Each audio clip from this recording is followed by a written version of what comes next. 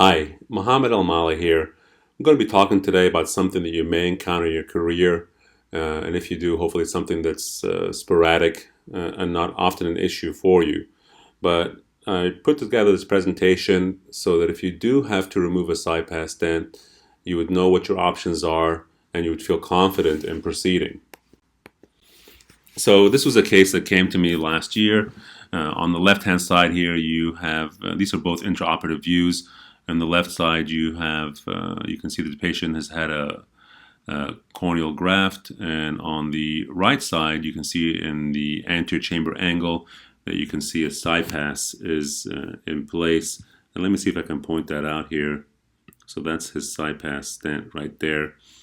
In that angle of view. So this was a 74-year-old, this is a 74-year-old man with moderate glaucoma. In 2017, he had cataract surgery along with a CyPass stent.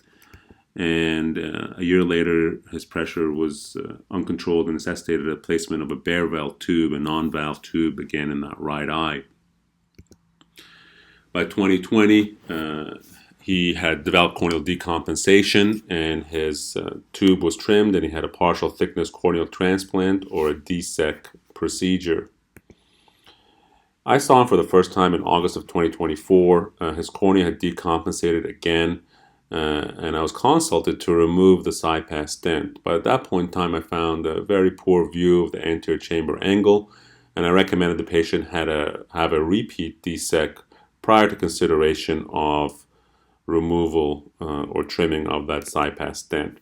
So in September of 2024, he had a repeat DSEK procedure. His vision improved to 20/70. And then at that point in time was consulted again for removal of the CyPass stent. The CyPass stent was approved in 2016 and it was recalled in 2018 for the risk of endothelial cell loss. Hence, the reason this patient was consulted for removal of the stent, it was felt that the stent was playing a role in his repeat corneal decompensation. In researching for this case, I came across this excellent presentation by Dr. Malik Ahouk, and I'll paste the link for this presentation in the description for this video. But in it, he talks about how we manage endothelial cell loss with these MIGS devices, and really whether or not we should be removing or trimming these CyPass stents. I recommend this excellent overview. He also mentions specialized instruments that can be used and have been developed and designed to help trim these CyPass stent. On the left, we have the Grover Emanuel Fellman CyPass trimmers, and on the right, we have a 19 gauge Ahmed microstent cutter from MST. This is a video from Dr. Mark Kosko, which I found on YouTube, showing what can happen if you end up explanting the CyPass device. He had initially went in with the intent of trimming it, but the instrument he used had gotten stuck, and he could no longer release the CyPass, so he was forced to remove it. And you can see the CyPass stent is rather large in the anterior chamber. It's over 6 millimeters long, and removing it, it has these fenestrations on the side, these openings, and the uveal tissue will grow into the CyPass and therefore become very attached, and that's what makes it so difficult to remove. And as he removes the CyPass stent here from the anterior chamber, you'll be able to better appreciate how much uveal tissue really has grown into that stent and how much uveal tissue is there. So a second option, or another specialized instrument that we can use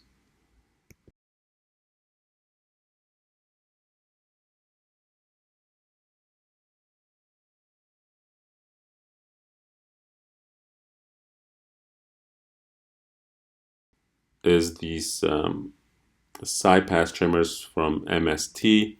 This is a video from Dr. John Berdal and Dr. David Stevens. It shows the mechanism of action of this device.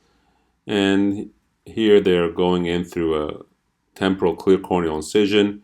You can see the CyPass device there. It extends well beyond Schwalbe's line.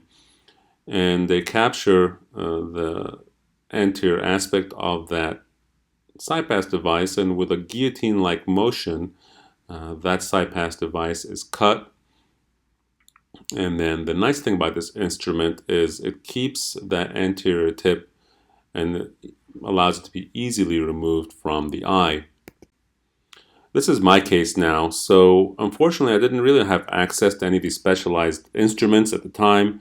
I had the MST micrograspers and I had lens cutting scissors, IOL cutting scissors. So I went in initially with the micrograspers and tried to remove or pull the CyPass device in the off chance that it may be loose, or maybe perhaps uveal tissue had not grown into this particular device. But I found that it really was quite adherent and not amenable to removal. So I then proceeded to attempt to trim it using IOL cutting scissors. And I apologize for this being slightly off the screen here.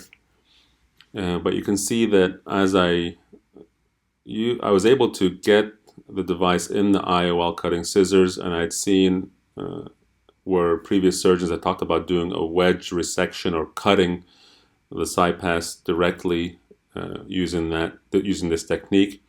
But in this case, I was just not able to get around the CyPass device enough to cut it.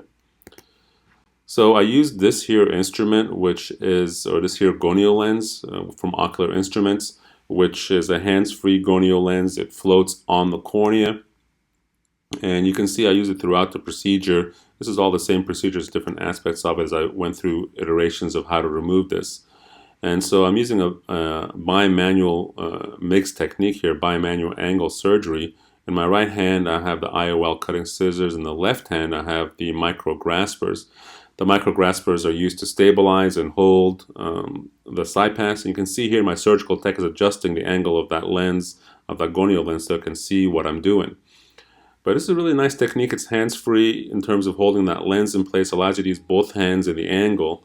And as I stabilize the CyPass now, I'm able to use the IOL cutting scissors to really trim that CyPass device nicely here. Now there are some iris adhesions, and I'll spend some time here just trimming those iris adhesions from that anterior tip of the CyPass stent. And then we'll remove that anterior portion of the CyPass that we've trimmed from the anterior chamber. So it was important to me that we got this as flush to the iris as possible, and so we could achieve a good result for this patient and hopefully keep this recent corneal graft intact and maintain its best possible vision. So there you can see that tip of the CyPass there.